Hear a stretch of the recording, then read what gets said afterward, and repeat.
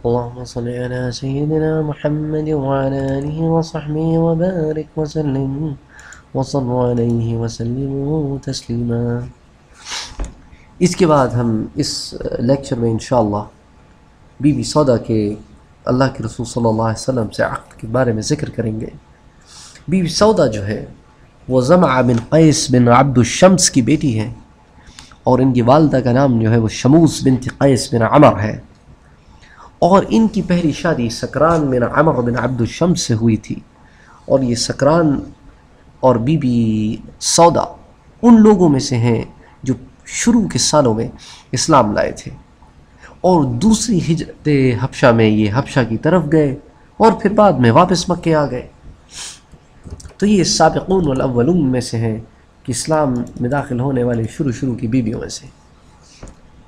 اور be be سودا کہتی ہیں کہ میں نے ایک دن خواب دیکھا کہ اللہ کے رسول صلی اللہ علیہ وسلم تشریف لائے اور آپ نے میری گردن پر پیر رکھ دیا۔ میں نے اس خواب کا ذکر اپنے شوہر سے کیا تو اس نے کہا کہ اگر واقعی تم نے یہ خواب دیکھا ہے تو میں مر جاؤں گا اور تم اللہ کے رسول سے نکاح کرو گی۔ اس کے بعد وہ کہتی ہیں کہ میں نے پھر دوسری بار ایک خواب دیکھا کہ میں لیٹی ہوں اور مجھ پر آسمان سے ٹوٹ کر ایک چاند گر گیا۔ میں نے اس کا ذکر بھی اپنے شوہر سے کیا تو وہ بولا کہ اگر یہ واقعی تمہارا خواب ہے تو میں بہت جلد مر جاؤں گا اور تم اللہ کے رسول سے نکاح کرو گی۔ تو وہ کہتی ہیں آخر کار سکران اسی دن بیمار ہو گیا اور چند دن کے بعد اس کی وفات ہو گئی، اور جب میں نے عدت پوری کر لی تو اللہ کے رسول صلی اللہ علیہ وسلم سے میں نے نکاح فرمایا۔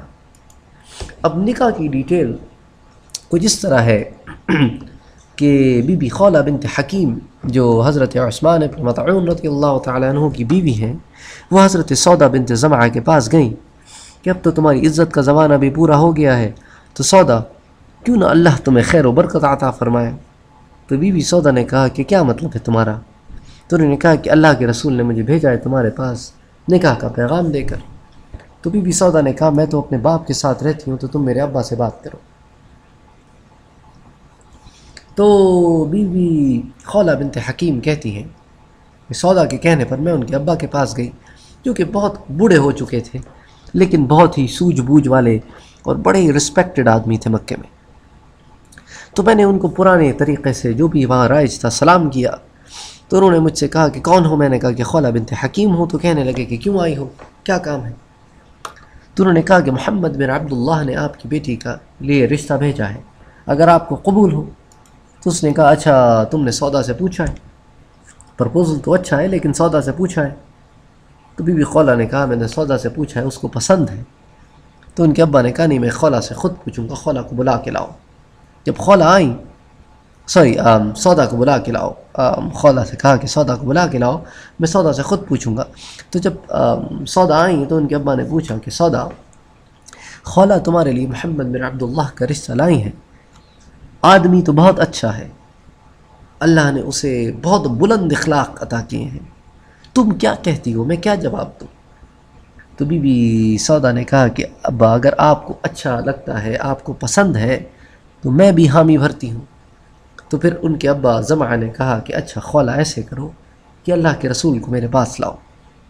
اور جب اللہ کے رسول صلی اللہ علیہ وآلہ وسلم کو آپ کے پاس لایا گیا تو آپ نے پھر نکاح فرمایا بی بی سودا کا اللہ کے رسول صلی اللہ علیہ وآلہ وسلم سے۔